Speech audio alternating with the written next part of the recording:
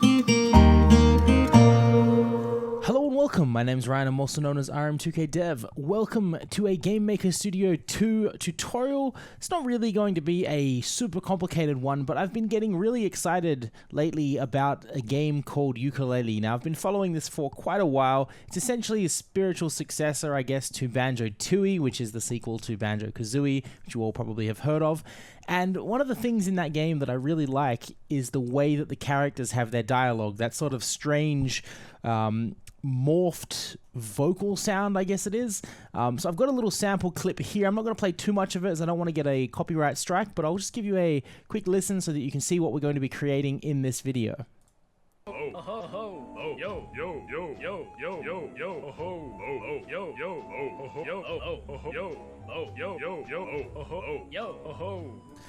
Okay, so that was a brief example of the dialogue system in Yooka Laylee, which is very similar to the dialogue system in Banjo-Kazooie. We're not going to be going all out with graphics. This is purely about the mechanics behind getting the audio samples to trigger in the same way that they do within that game. So I've created a couple of MP3 files here. This is essentially just me saying ho, oh, ho, and yo. I put on a strange accent when I did those, uniform accent, hoping that they would all sound the same. I will make these files available, as well as the project once it is finished. It will be uploaded to my Patreon page, which you can find at patreon.com/rm2kdev if you want to download the files and have a play with this yourself.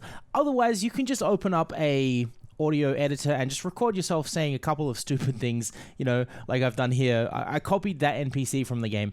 With that said, let's quickly jump in and get started. So, the first thing we're going to do, obviously, is drag these files into our Game Maker IDE. I've done that now. I can get rid of this folder, and as you can see, we have the 4 sound files here. Oh, ho, yo, ho. And so those are the 4 sound files that I've created. Nothing too special. Next thing we'll do is we'll go ahead and create an object. I'm just going to call this obj_sound_engine. You can name it whatever you like. Just a sample object. And we'll also just pop up this room. Before we do that, I'm just going to rename it RM level 1. I like to have things named appropriately. So we'll pop up the room. I'll change the background color from black to white just so that we can see text on the screen. And as I said, it's not going to be a very pretty video, but the concept is more or less about the audio triggering. I'll jump back over to the instance layer and I'll drag the object sound engine just to the top left corner of the screen. So that is essentially the setup for our room and our object. We can head back over to the object sound engine object and we'll begin by adding a create event. What I'll do is I'll just focus on this window here. I'll also increase the font size so that you guys can hopefully read this a little bit easier. The first thing I want to do is randomize. No, randomizing, sorry. Randomize is what we want to do. Essentially what randomize does is it sets a random seed for our randomizing engine, which we'll get into later, but essentially if you don't call randomize every time the software runs and you ask for a random number or a random function, you'll get the same result over and over again because the software hasn't been randomized yet. Next thing we need to do is set up a couple of variables. These are just going to be some things that we use throughout the engine. So the first one is current message, current_message. Oh God, I can't spell today. And I'm going to set that to 0. This is just going to store the index of the message that we are currently on. Next thing we need is display string. And I'm going to set that to an empty string. Essentially, display string will store the string of text that we are trying to display onto the screen as a bit of a text buffer, I guess you can call it. We also need a variable to remember the last character that we played sound on. So I'm going to call this last_play_substring, and this will make a little bit more sense in a second. I'll set that to 0.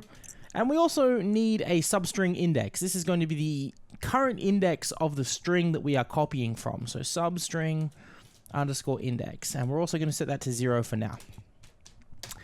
Then what we can do is go ahead and define our message. So I'm just going to say message_length. We can say 2. And I'm just going to have 2 messages. You can have as many as you like. And I'll say message. And this time it'll be an array. The first entry is just going to say Hello, YouTube. How are you today? Question mark. Then we'll add another one, message, and this will be message 1, the second entry in the array. And that will say, this is a test for the Yooka sound engine. And I'll also add a third message, which will be message 2, because we've started counting from 0, so 2 is obviously 3. I hope this sounds realistic. No sarcasm. I'm not going to write sarcasm because I can't spell that, probably. I hope this sounds realistic. Let's carry on, lol. And that will do us for our messages. The final thing I need to do is trigger an alarm. So I'm going to trigger alarm 0. Now, alarm 0 is where we're going to do all of our substringing. Alarm 0 equals 1. So basically we're saying in one frame, I'd like you to call alarm 0 and execute whatever code exists within that alarm. Essentially, we'll be using the alarm as a time-based event that we can control the speed of. And that will be used to cut the text out of our messages array and paste it into our display string using our substring indexes as well as triggering our sound files. So the next thing we should do is we'll create a global left pressed event. So we're just going to click add, go down to mouse, global left pressed. What this is going to do is that when you click the mouse button, I want to transition to the next message in our array. So I'm going to say if current message is less than message length. There's a couple of ways you can do this, but this is just a simple, straightforward way that I'm showing today. We're going to say substring index equals 0. And I'm just going to say reset the substring. I'll leave some comments in here, obviously, so that it makes sense when you come back to read this later. Current message plus equals 1. We're going to progress forward in the array. So if you look back at our create event, you'll remember that the first message, current message is 0. So we'll be looking at this message. And when you click the screen, we're going to increment current message by 1, which will then take us to the second entry in the array, which will be our second message. And then when you click again, it'll increment us to 2, and you'll see the third message. And then if you click for a final fourth time, you'll see that the current message is no longer less than the message length. Message length is 2, and the click will be 3. And so we do not increment or reset any variables or trigger the event to start playing the animations on screen. And so the fourth message won't be displayed. This is not a comprehensive dialogue system in any way. It's just a very simple example. So I'm just going to say increment the message. Then what we'll also do is we'll say last play substring, and we'll set that back to 0. Remembering that the last play substring is essentially the last index within the text that we played a sound file. Now, when we progress to the next sound file, we need to reset that to 0 so that the next iteration of dialogue progression, I guess you could call it, is able to redo its calculations and then play the sounds at the appropriate times. So reset the index for last play. Finally, we need to trigger the alarm. So I'll say alarm 0, and I'm just going to set this to 1 again so that once you click the screen, we trigger that alarm, and then the game will start to display the text immediately. Okay, the next event we're going to need is a draw event. So I'm just going to add a draw event. Now, obviously, when you tailor this for your game, you'll need to build some sort of interface around this. You'll make the message appear and disappear. That will involve spawning in the object, removing the object from the game once the dialogue is over. All sorts of different things that you can go about that. But again, this is a very simple example. So I'm just going to say draw set color, and I'm just going to say C black for now so that we have some black text on a white background. And draw text. We're going to draw the text at, say, 10 pixels in, 100 pixels down, and the text that we're going to draw is going to be display string. Now, currently display string is empty, so if I run the game right now, you should see nothing, but we will be confirmed at least that all of the code thus far is working without bugs. And as you can see, the code is running. We don't see anything on the screen. We can click through the messages. Nothing is displaying because yet nothing is happening. Now, we get to the final piece of the code, which is going to be the alarm. This is where all of the logic happens. So I'm just going to add an event. It's going to be of type alarm 0. In this one, this is going to get a little bit on the complicated side, but I'll go through it slowly so that it makes sense. So the first thing we want to do is make sure that our current substring index is less than the length of the current message. So we'll say if substring index is less than or equal to, otherwise we'll lose the last character. We want to use the function string length, which will return us an integer value based on the length of a string. And the parameter for that is going to be message, and the index is going to be current message. And then I'll just put our braces in for the if statement. So I'll explain what this means. So if the current substring index is less than or equal to the length of the string of the current message that we're looking at. Now, remembering that current message being 0, message 0 is going to be hello, this is YouTube, how are you today? So if the substring index, which is 0, is less than however many characters this is, let's say that's 45 characters, which would be true in this case, then we're going to execute whatever code comes in here. So the first thing we want to do is copy out one character of that text into our display buffer, which is called display string. So I'll say display string. It's going to be equal to string copy. Oh, no, spell that wrong. String copy. And we're going to copy the current message. So we'll just copy out this whole line up here. The current message, we're going to copy from the very first character all the way to whatever our substring index is. Now, at the moment, it's 0. However, the next iteration through this alarm, we will increment it to 1, and so we'll get 1 character appear. Then the next iteration, we'll increment it to 2, so we'll see 2 characters, and so on. So we'll go to substring index, and we will close off our function. Then what we need to do is increment that substring index. So substring index plus equals 1. Remembering that this will only happen if the substring index is less than the length of the string of the message that we are trying to display on the screen. So it will not increment beyond the boundaries of that message. Once that's done, we can then trigger the alarm again to happen in, say, 1.5 frames. So we'll say alarm. Again, this is running at 30 frames per second, so 1.5 frames should be 33 something milliseconds, I guess. 1.5, I think. That's probably horribly wrong. Don't listen to me. I don't know what I'm talking about.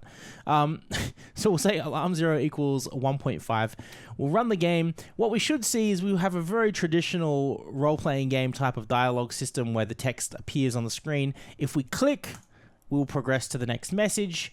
If we click again, we'll progress to the final message, and then as we click even further, we can't progress anymore.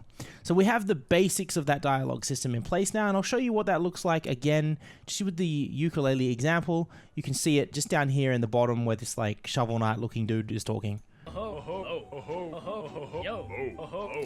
So we've copied the way that they display text on the screen. Now we get to the interesting part, which is going to be playing back these sound files. Now, the thing that I heard when I listened to that is I hear the character saying some words like oh, ho, yo, and oh-ho.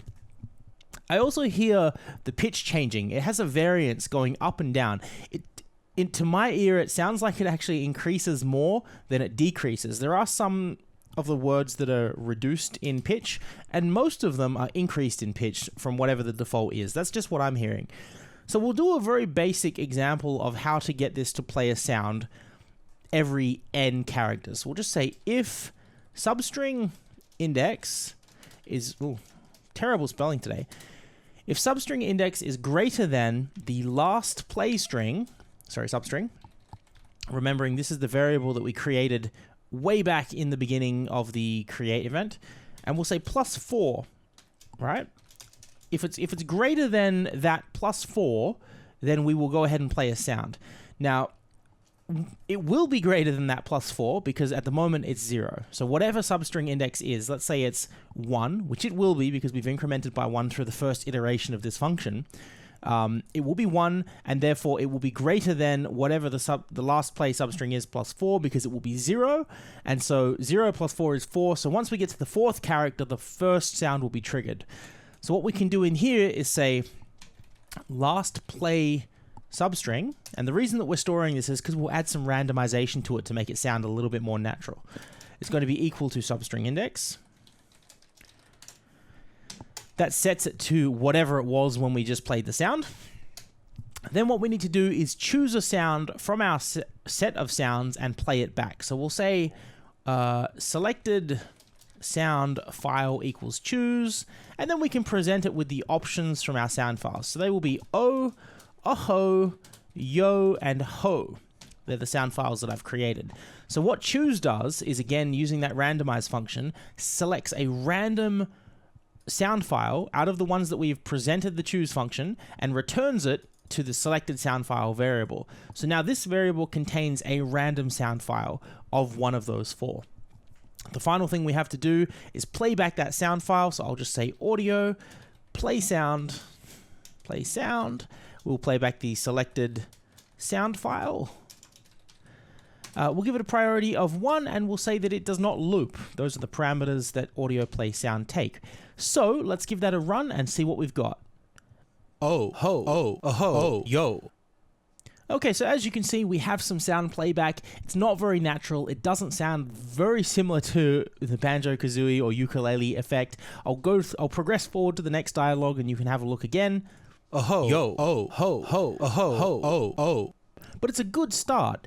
So I think the first thing we need to do is add some modulation to the pitch. We need to change the pitch up and down as we play a sound file. So I think what we'll do here is we'll just say audio, we'll set the pitch, we'll say audio, sound, pitch, and then the first parameter is going to be the sound file the sound file that we want to change the pitch of. So that's just going to be selected sound file. So we're changing the pitch of the same file that we're going to play.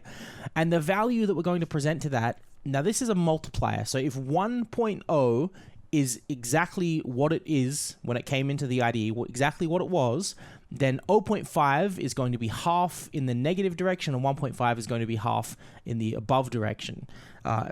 Another example of that is 2 would be twice as pitchy. That's the wrong way to say that. 2 would be twice the pitch, and 0 would be no pitch, I guess.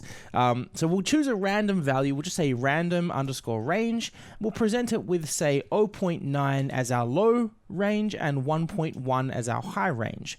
So what will happen now is, as we go through this function, before we play the sound, we set a random pitch value, which is going to be anywhere from 0.9 to 1.1. And what that will mean is, as I said, we'll get a slightly lower pitch or a slightly higher pitch. So let's play the game back, have a look, and see what that sounds like. Ho, ho, ho, ho, oh, yo. Ho, ho, ho, ho, yo, ho, oh, yo, ho, oh, yo, oh, yo, ho. Okay, so that's sounding much more convincing now. It's very similar to the sound that we have within the actual video that we're looking at. I'll just play a bit more of that back so you can compare.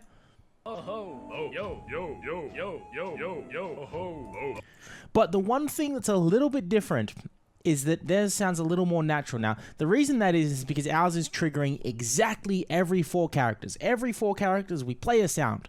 Just like bang, bang, bang, bang, bang. They play at the exact same time because the timer is running at the exact same time every time. There's no randomization to it. It's very unnatural sounding. So what we need to do is we need to add a little bit of randomization. So back up here in our if statement on line 9, I'm going to change this.